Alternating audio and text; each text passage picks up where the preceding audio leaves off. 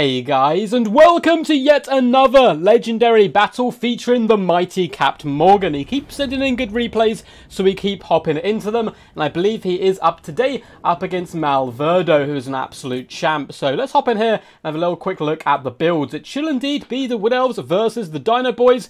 I've literally just finished casting or streaming a live stream, which is really good fun, so apologies if my voice is a little bit hoarse during this one, but I couldn't stay away, and the grind must go on. So we have a beautiful little Wood Elf build here with double Way Watchers in the front. I like the fact he hasn't committed too much with, 3 to 4 Way Watchers. Instead, we're just going to bring 2, but back them up with some Glade Guard of Starfire Shafts as well, which is a decent amount of AP that can be brought to bear up against the larger dinosaurs the Lizardmen can bring. But likewise, Glade Guard, Way Watchers, if they're shooting Saurus Wards and Temple Guard, they're still going to get relatively solid value. In the front line, we have a long old fat line of Eternal Guard of shields dotted all the way along. Very stalwart, fantastic mass, can pin in the enemy quite nicely, and they're going to work as the protectors today of the Glade Guard and Way Watchers. We do have the Wardens in the back. The Wardens, a very underrated Regiment of Renown unit. Yes, Wildwood Rangers, for the most part, aren't particularly great, but the Regiment of Renown, with that anti-large armor Sundren, are fantastic at taking down Saurus Warriors and dinosaurs alike. We do have double Wild Riders in the back, one of my favourite units when I first ever hopped in the game. I must admit, Great Stag Knights have taken a little something away from Wild Riders, as I do enjoy the Great Stag Knight models quite a lot, but still, they are a very cool, fast-moving glass cannon unit. We have a cheeky little spell slinger of Beast down here, coming in with the Curse and Flock of Doom. No Manticore summon today, no sirree. And up in the skies, we have the Sisters of Twilight, able to bring a bucket ton of long-range damage potential to the battlefield. Of course, they are coming in with Conjoined Destiny, as well as their knockoff Arrows of Kurnos. For the forces of the Dino Boys, my favourite, it is a pretty bad to the bones build. We have Chameleon Skinks and Chameleon Stalkers dotted all the way along in a nice little vanguarded position, so very wide. In fact, these guys must outnumber them. Oh my god, yeah. Nearly 2 to 1, not quite, unfortunately, though. We've a load of Skink Colts with Javelins, and some Feral Cold Ones are backing them up for the secondary battle line. The Feral Cold Ones will be taken to the flanks, whilst we have some Cold One Riders in the middle as well. We do, in fact, have the goodest of all fire doggos, the Umbral Tide here in the middle. Let's just give one of them a little neck scratch just to let them know they are a bad-ass unit. Coming in with Stalk, a ridiculous amount of long-range burst power. If your opponent had brought Durfu, which can be quite common here on an Ancient Tree Man, they will roast them in a matter of seconds. We do have a Skink Priest of Beast coming with Amber Spear and Manticore Summon. That's kind of cool. We get 2 Beast Casters with 2 completely different spells. And then we have Foot Gar. Oh, hell yeah. KROQ Gar, the baddest, most epic, legendary warrior that has ever graced the old or new worlds. The greatest lord in the game, certainly not biased here, coming in with Hand of the Gods and Swiftness of Itzel, leaving Grimlock at home though, so he's going to have all of the problems that Foot characters do indeed have. He's not going to be able to, pick and choose his engagements too much, but he will be relatively hard to snipe. Now, the Umbral Tide do unleash a deadly salvo at the enemy, and a few of their shots do actually connect. Of course, the Sisters of Twilight with some good micro kind of swooped and dived up and away from the Umbral Tide, which was just as well because only a couple of shots connected, and that was some pretty big damage done instantly onto the Sisters of Twilight, who have currently switched there to that shotgun fire mode, better at taking down infantry to pick apart at the Chameleon Skinks. The Umbral Tide are going to have to try and find a home here, and that can be a big problem for them. They need to get in the right engagement at the right time. I do like them in this matchup, but Way Watchers, Glade Guard really can whittle them down super quickly. Likewise, so can the Sisters of Twilight. The Way Watchers are unleashing some ammunition, only into Chameleon Skinks though. I'd like to see these guys taken off fire at will, so they could focus down only the targets they need to hit, rather than kind of wasting shots into Skinks and other such units, or even Skink cohorts here, although I think that was the Glade Guard this time actually firing in to dish out some pain. Umbral Tide do move up, and they're going to do a tiny bit of damage to Eternal Guard, but you really do want your Umbral Tide to focus down 99% of the time cavalry or single entity monsters or characters. That's where they really shine. They are going to move away though, just as the volley does come in from the Glade Guard of Starfire Shafts. Good little bit of micro here, keeping them on the move. They are still taking a bit of punishment right now. And the Skinks are starting to Kobe those javelins straight into the shield wall of Eternal Guard. This is very historically accurate. Maybe not so much like the Lizardmen are fighting Elves, but checking javelins at your opponent's shield wall was the thing to do. Big Fat Hand of the Gods comes in and completely misses the Sisters of Twilight. The Hand of the Gods is best used at a mid-tier range. Shoot it too far away, you're probably going to miss too early. You tend to kind of just completely go over tops of their heads. Chameleon Stalkers come in, do a little bit of damage, lovely little hit and run to ensure they can use those precursor weapons. Beautiful damage into Eternal Guard. This right-hand flank is going to become really, really crumbly right now. The Lizardmen might be able to punch through it, but Wild Riders countercharge through the fire and the flames into the enemy. Javelins need to switch targets, but it looks like they have unfortunately used up all their javelins, but there are Chameleon Skinks here to support and Feral Cold Ones. Wild Riders, quite heroic, but may eventually get stomped. We're going to see a spell come down here. We'll have to wait and see which one it is. It is indeed an upgraded curse going down. The Sisters flying high in the sky. Wild Riders will now quite comfortably dumpster all of this cavalry, which is flooding down the plains here onto the Waywatchers and Glade Guard. Luckily, the Wardens are nearby. Their job is to seek enemies and destroy them and protect their homies, and they're doing both of that really well here. Feral Cold Ones have unfortunately rampaged. There's no escape for them. Cold One Riders as well take a lovely rear charge from the Wild Riders. Beautiful trap there set by the Wood Elf player. On the right hand side though, things again very, very messy. Feral Cold Ones and Cold One Riders are trying desperately to force their way through the gap, but they do get caught up on some Eternal Guard. Luckily for them, there's a bucket ton of Skink support. Should be able to overwhelm the right hand flank without too much problem. The Umbral Tide vibing, sitting here, chilling like a salamander, normally does, but now they're going to be on the hunt once more.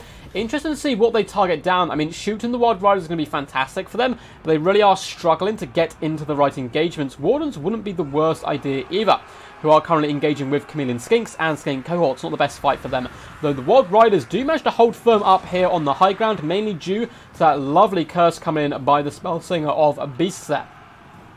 The Umbral Tide have, once again, they're just struggling to find a home, and yeah, this is really a problem. They're kind of bouncing around, but not really shooting anything. Looks like they are going to move forward to try to shoot into the Waywatchers and Glade Guard, which isn't the worst target, but if they start to receive some fire back, they're going to be in all kinds of problems. Balance power is dead even. Lizardmen are absolutely crushing this right-hand flank, though, and starting to overwhelm and push into the enemy back line. And if all the frontline infantry does indeed die or get kited out of position for the Wood Elves, their backline kind of powerhouses of the Waywatchers and Glade Guard can get charged down.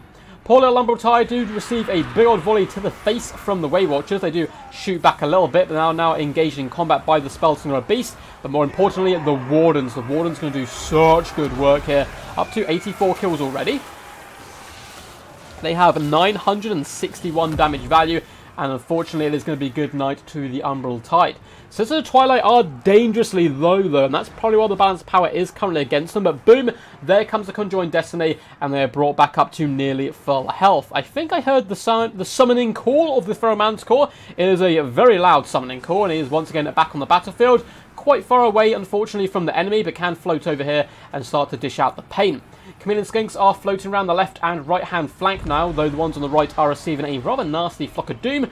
The Wood Elves are getting a little bit dragged wide as well, and if we have another Manticore summon after this, they could actually start to be in quite big problems, because Crocky G is raring to go, currently on a mighty 0 kills, a little bit of damage value. I wonder what he was attacking.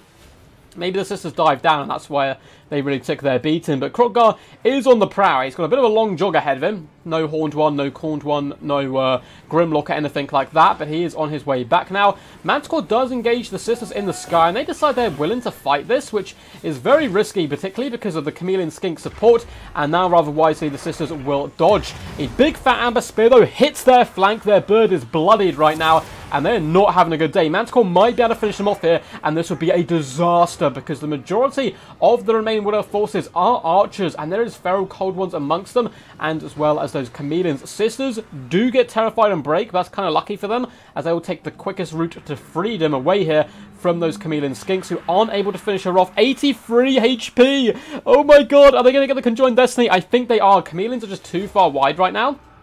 That is very, very clutch there for the Wood Elves, if they can come back, and boom, up to as much health as they can get, very close to the edge of the board, but they do manage to rally.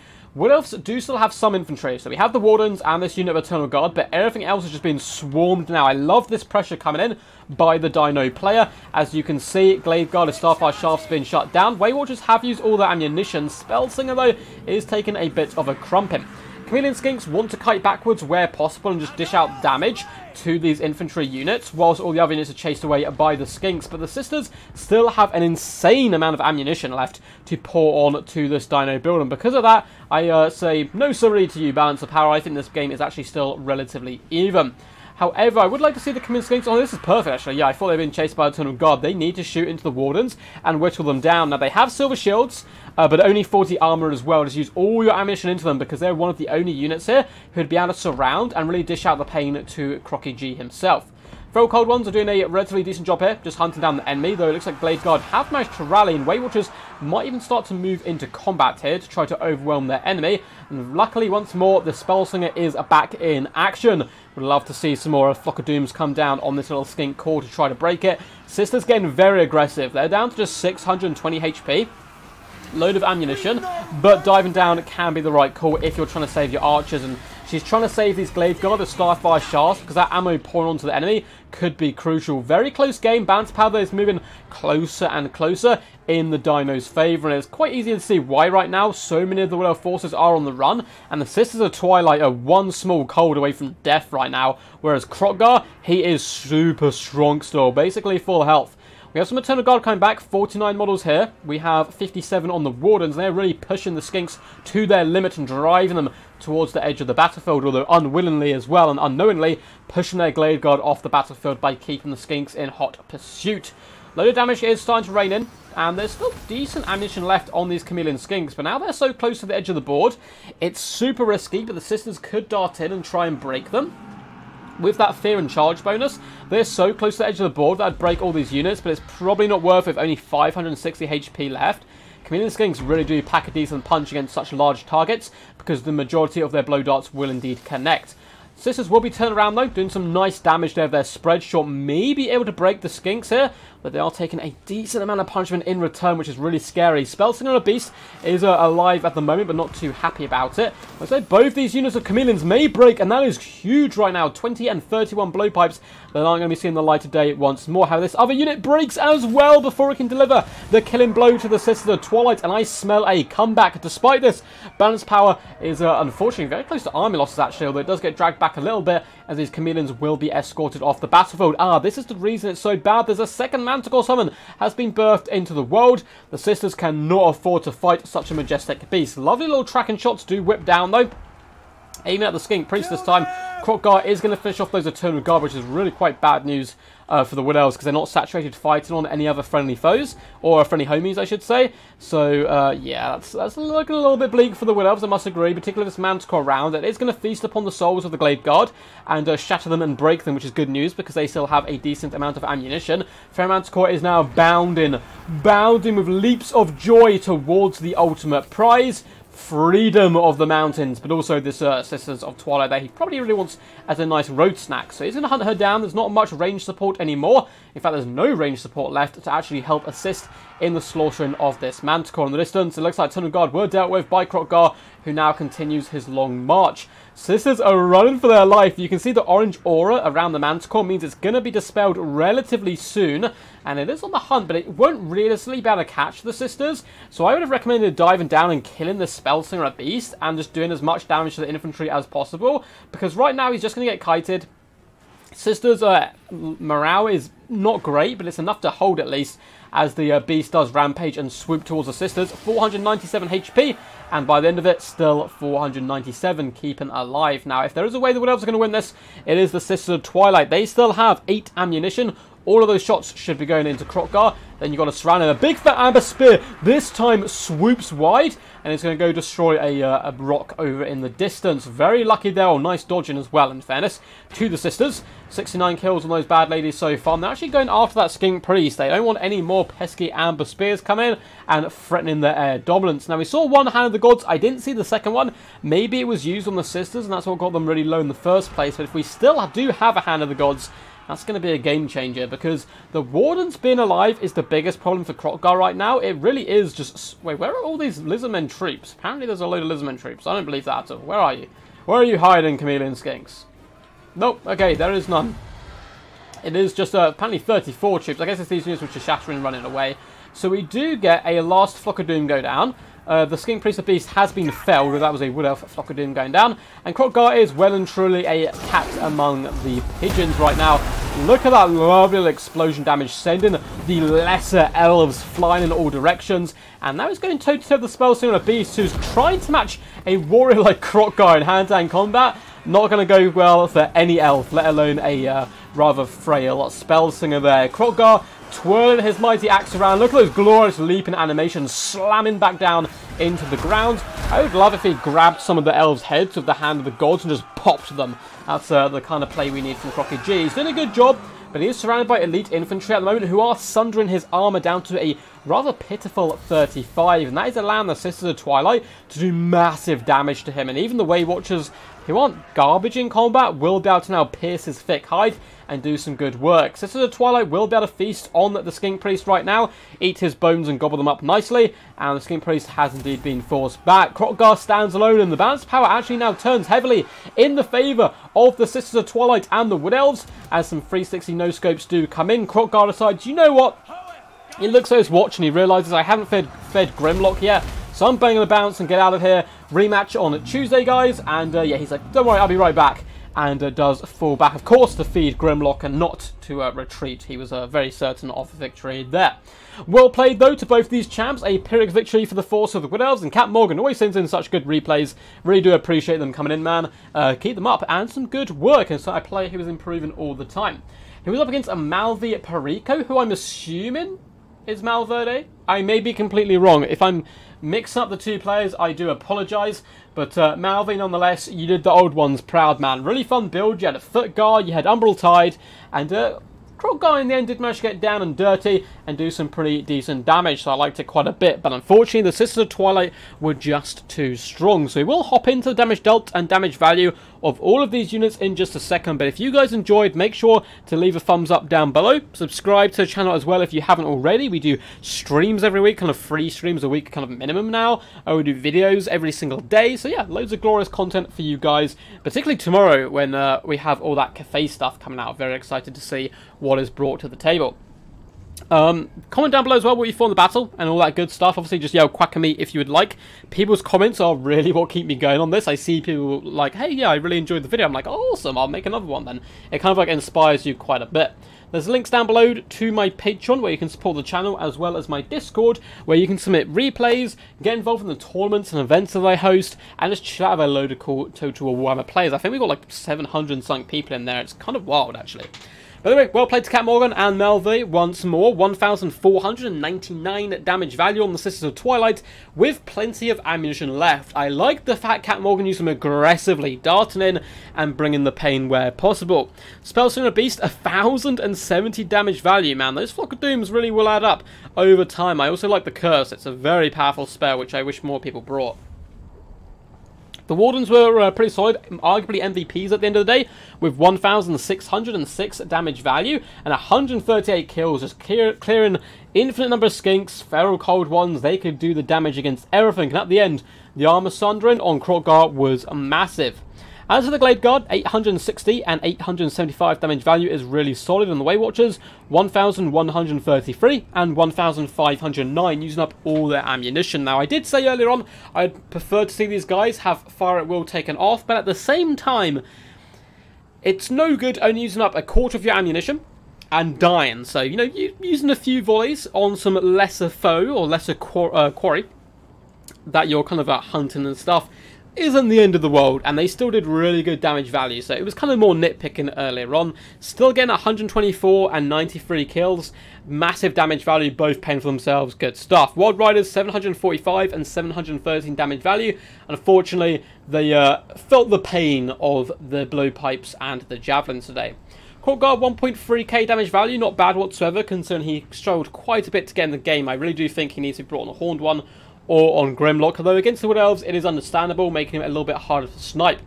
The Skink Priest of Beasts, 438 damage value, good Manticore summons as well, though they were used a little bit far away from the battle. He was kind of forced to because of the sniping potential of Cap Morgan's forces. If that other Manticore instead had gone after the Wardens instead of the Sisters at the end, maybe the game would have turned out different. Chameleon Stalkers did okay, 729 and 424 damage value. Javelins, some of them did really good. Look at that, 720 damage value, 200, 300, 400, 345. So nothing too crazy. Chameleon Skinks did decent across the board, just shy of 700 damage value, just over 900, 600, 869, decent stuff. And the cold ones, though they didn't get the most value, were a big pain in hunting down the enemy.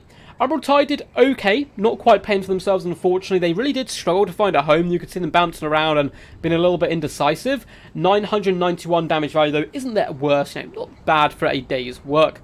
Anyway guys, until next time, peace, peace. And as always, stay awesome.